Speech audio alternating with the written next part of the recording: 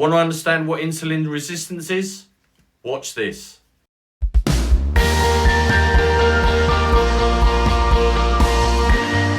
Here's a quick, short, easy to follow explanation all about insulin resistance.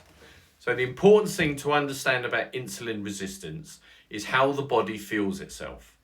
Now the body has 3 types of micronutrients that it can fuel itself with: carbohydrates, fats, and protein. The body uses protein as the building blocks, but in extreme circumstances where the other 2 fuel sources are not available, it will break down protein in the body like muscle and create fuel. But that is in extreme circumstances and has not really anything to do with insulin resistance. So I'm going to box that off and put that to one side for now. When you eat a meal high in carbohydrates, the body, through the digestive system, will convert those carbohydrates and starches, etc., into sugars, known as glucose.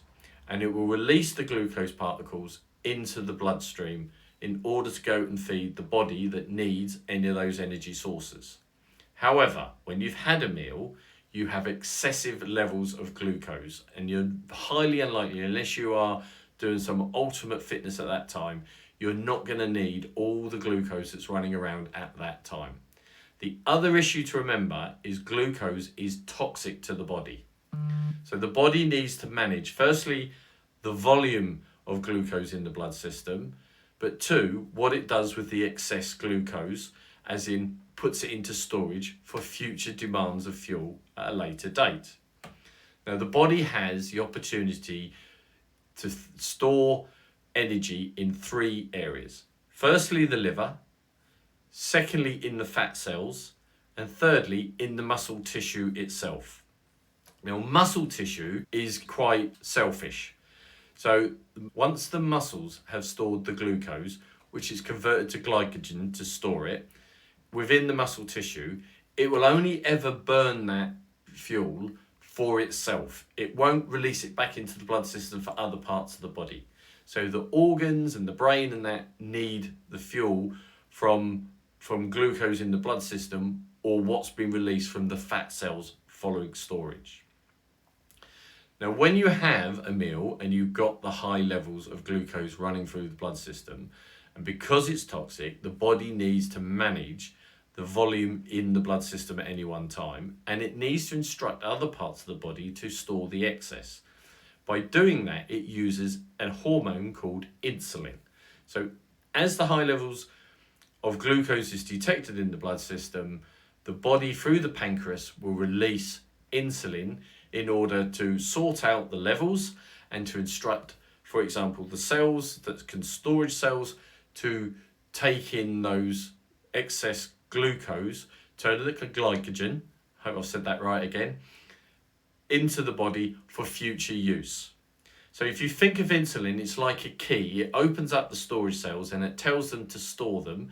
It also instructs the body, because it wants to burn off the excess glucose, not to release fat for fuel. So it works in a 2-way. It stops fat being released for fuel, but it also tells it to store the excess glucose in the body. Now that's all well and good, and obviously in a normal healthy human being with a normal sort of standard diet, that should all work tickety-boo. However, with the Western diet, which is very high in carbohydrate, the body doesn't always have the chance to correct itself. And I'll explain this in a bit more detail. So to explain this, when insulin is released into the blood system, it can stay present for up to 4 hours. So if you imagined you've had a heavy breakfast with lots of carbohydrates, which has created lots of glucose, the body's released the insulin to reduce the levels to workable levels in the blood system. So the blood sugars are at the safe levels for it, because you've got to remember glucose is toxic to the body. It will then instruct the storage to absorb the additional overflow and put it into it. Now that insulin may take up to 4 hours to come out. However, if 2 or 3 hours later, you've either had a snack or you've had a lunch, you have then pushed up the glucose levels again. The insulin levels may not have dropped sufficiently. It will issue more insulin to deal with it, and you get a build up and a build up of insulin.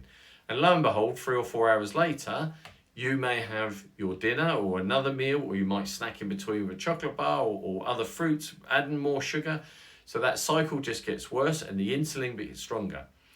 The secondary issue that you have is each fat cell has an area that it can store the additional energy. However, when they start to fill up, so if you imagine the London Underground at rush hour, and you see the tubes that are full of people ready to go home or coming into work, and then there's the same number of people on the station can't get into the train, regardless that the door's open, they can't get on that train. That's what you get in the body with too much glucose, and the body will then push it around. It will go to the liver will try and convert it, send it back to the blood cells are full, so that it rejects it. And that's really basically an overview of what insulin resistance is, because the body will try and correct it by issuing more insulin in order to get the situation going. And high levels of insulin are very concerning. Insulin resistance is all part of metabolic syndrome, which adds to high blood glucose sugars as well as high blood pressure. It creates obesity. So there's a whole melee that this cycle creates. When there is low glucose in the blood system and there's low levels of insulin and the body still needs fueling, it will release fat into the system to fuel. It will use that as its secondary fuel source. So the liver will convert the fat into ketones, because the brain can absorb things like it needs ketones in order to function efficiently. And fat is very important for generating cholesterol, which also helps out the hormone and balances, and it fuels the brain. So it's a very important area to consider. Hopefully you found that really useful to help you explain what insulin resistance is.